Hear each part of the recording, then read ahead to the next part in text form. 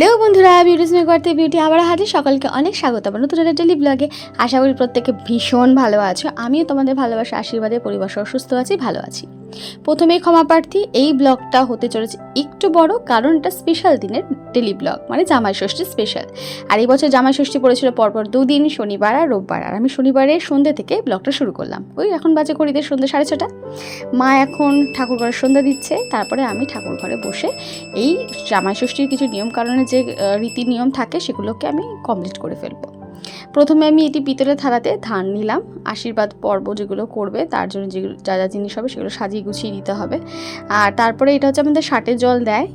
এই এই মানে এটার মধ্যে অনেক কিছু রয়েছে, করম চা, তারপরে তোমার অসত্য, তারপরে বট গাছের পাতা, এরকম অনেক কিছু রয়েছে। আমার না এখন এক্স্যাক্টলি আমার মনে নেই। আর মানে বড় ঘাসের পাতা, বাঁশের কুঞ্চি, এরকম অনেক কিছু থাকে। তাই দিয়ে জল দিয়ে মাথায় এটা ষাট বলে দেয়। যাই হোক, এটা আমাকে মা প্রথমে বললো যে, মানে আমি এমনি রাখতে গেছিলাম, মা পরে বললো যে না, এটাকে খুলে হলুদ সুতো দিয়ে 2.5 পাশ দিয়ে বাঁধতে হবে। প্রথমত এখানে একটা কথা আমি অবশ্যই বলবো, এই কাজগুলো আমার মায়ের করা উচিত, বা গুরুজন যারা বয়োজ্যেষ্ঠ মানুষ যারা ষষ্ঠীর জন্য ষাটে জল দেয় তাদেরই করা উচিত। কিন্তু কি করবো, আমার মা বেশিক্ষণ কোমর নিয়ে বসতে পারে না, তাই বিগত 3 বছর ধরে মায়ের ইনস্ট্রাকশানে আমি কাজগুলো করি।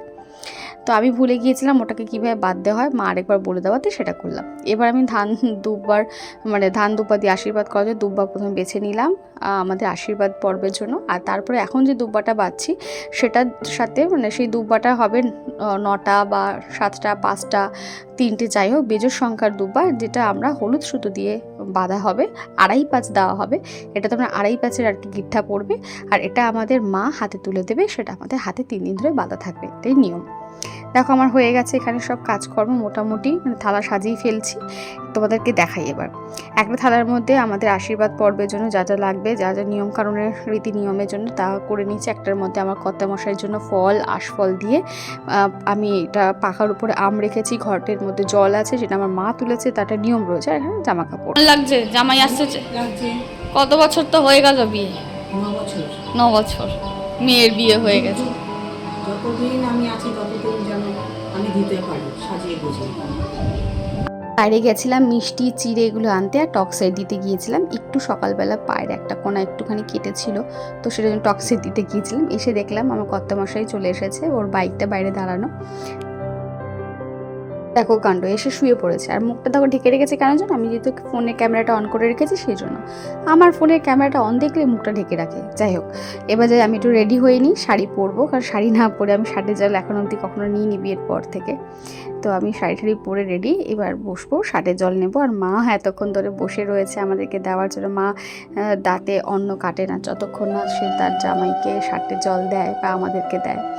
তো যাই হোক, এখানে প্রথমে মানে আমাদের আশীর্বাদ করবে।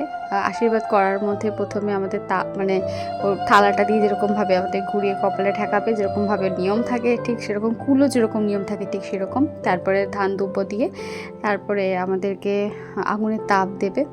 তো সেটা দেওয়ার পড়বে আমাদের প্রত্যেককেই, তাই করবে, আমাকে, আমার ছেলেকে, সবাইকে। আর আমার ছেলে এই বিষয়টা ভীষণ মজা পায়, ভীষণ ইন্টারেস্ট ওর এই বিষয়। আগেই একদম রেডি হয়ে বসে যায়, কারণ বছরে একটা দিন এরকমভাবেও দিদি ওকে দেয় আর আশীর্বাদ করে। মানে আশীর্বাদ তো সবসময়ের জন্যই করে, এটা বলা ভুল। মানে এইরকম নিয়ম তো ওরকম সবসময় হয় না। তো সেটা ওর দেখতে ভীষণ ভালো লাগে, তো ওটা খুব এনজয় করে। আর ওর এই এনজয়মেন্টটা দেখতে আমার ভীষণ ভালো লাগে, বিশ্বাস করো। তো যাই হোক, তোমরা দেখতে থাকো, তারপরে আবারও বলছি।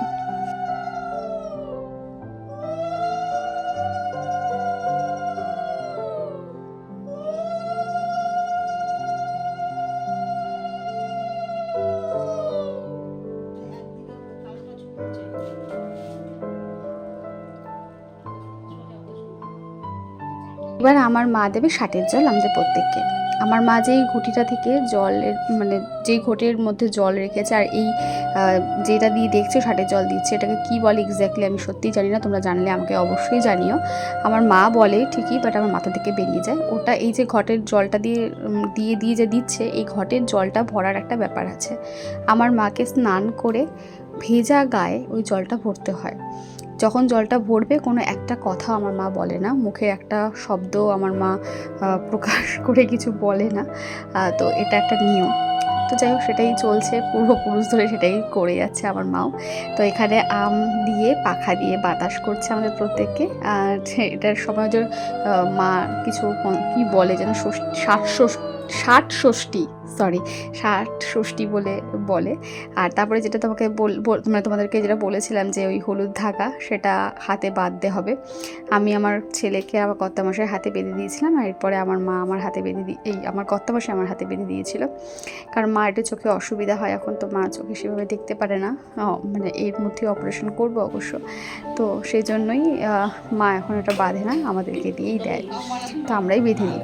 তারপরে একটু মিষ্টি মুখ হলো, তারপর জলপান করলাম। এরপরে আমাদের একটা নিয়ম থাকে, আমাদের চিড়ে, দই, খই, ছাতু, এগুলো মিষ্টি এগুলো দিয়ে মেখে আমাদের খেতে হয়। তো সেই নিয়ম পালনের জন্য এবার সেই নিয়মটা তো আমাদের পালন করতেই হবে। তো সেটার জন্য আমরা যৎসামান্য এবার করা হয়েছে। শনিবার অনেক রাত হয়ে গেছে, এই সময় প্রায় 9টা বাজে। আর এই দিনকে আমাদের খাওয়া দাওয়ার পর্ব সেরকম কিছু হয়নি, খাওয়া দাওয়ার পর্ব রোববার দিন হয়েছিল। শনিবার দিন আমি শুধু মানে দুপুরবেলা আমার কর্তামশাইয়ের জন্য ওর পছন্দের চিকেন রান্না করেছিলাম, আর ও বলেছিল সেটাই খাবে। ও চিকেন আর রুটি মিষ্টি দিয়ে খেয়েছিল। এই যে দেখো, এই নিয়মের একটার মধ্যে আমি, ছেলে আর আমার কর্তামশাই 3জনে খেয়েছিলাম। তারপর আমি আমার কর্তামশাইটা সোদপুরে গিয়েছিলাম, কারণ আমার একটা জুতো কেনার ছিল, আমার জুতোটা ছিঁড়ে গিয়েছে, তাই আমার ফ্ল্যাট জুতো একদম ছিঁড়ে গিয়েছিল, তাই ওর সাথে গিয়ে একটুখানি সোদপুরে আমি একটা জুতো কিনতে গিয়েছিলাম। তো এরপরে আমি খুব একটা কিছু আর দেখাতে পারিনি, কারণ এসে এত মাথা যন্ত্রণা করছিল আমার কর্তামশাই আর আমারও, যে আমি আর না কোনো ভিডিও করিনি, তার জন্য দুঃখিত। তো যাই হোক, এটা একদম পরের দিন সকালবেলা, মানে রোববার দিন 22শে জুনের একদম সকাল। এখন বাজে ওই ভোর 5:45। আমি আমার কর্তামশাই যাচ্ছি একটু ঘুরু করতে। যাচ্ছি কোথায় যাব বলে ঠিক হতো, তা ভালো গঙ্গার পাড়ে যাই। তো বেরোলাম, বেরিয়ে বেশ অনেক দিন পর একা একা দুজনে বেশ ভালো মজা করে ঘুরেছি, অনেকক্ষণ সময় ঘুরেছি, অনেক এদিক ওদিক রাস্তা অলিগলি ঘুরে বেরিয়েছি। তো প্রথমে এসেছিলাম গঙ্গার ঘাটে, আর গঙ্গার ঘাটে এই সকালবেলা স্নিগ্ধতা দেখতে এত ভালো লাগে, এত সুন্দর হাওয়া, এত সুন্দর পরিবেশ, দেখে তো মন জুড়িয়ে যায়। আমি আগে আমার বোনদের সাথে খুব আসতাম, ভোরবেলা যাওয়া হতো, এখন আর সত্যি যাওয়া হয় না সেইভাবে খুব একটা। যাই হোক, তারপর একটুখানি আমি স্টাইল করা বলতে চুল খুলে রাখাটাই স্টাইল হয়ে যায় আমার, তো ওই রকমই চুল খুলে একটুখানি ছবিপত্র তুললাম। তারপরে বেশ ওই ধরো 30-40 মিনিট আমরা গঙ্গার ঘাটে বসেছিলাম, আর তারপরে বেরিয়ে পড়ছি। ওই মুহূর্তটা তুলতে চাইনি, কারণ ওই মুহূর্তটা একান্ত আমার নিজস্ব বলেই মনে হয়েছিল, কারণ সব কিছু স্ক্রিনে দেখানো না আমার ভালো লাগে না। কিছু কিছু মুহূর্ত ব্যক্তিগতই থাকুক, ওগুলো ব্যক্তিগত থাকতেই ভালো লাগে, ওগুলো একান্ত নিজেদের হয়। তো যাই হোক, ওখান থেকে এসে তারপর একটু চা খেলাম। চা খাওয়ার মানে আমি খাইনি, আমার কর্তামশাই, আমার খুব একটা চায়ের নেশা নেই। তারপরে আবারও অনেকক্ষণ ঘুরু করে আমরা বাড়ি ফিরবো।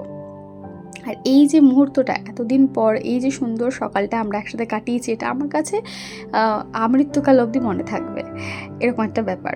তো যাই হোক, আমাকে উনি নামিয়ে দিয়ে উনি কিছু দরকারে আবার বেরিয়েছিলেন। তো আমি বাড়িতে ঢুকে ঘরের কর্ম সারতে হয়েছিল, মা একা হাতে পারবে না।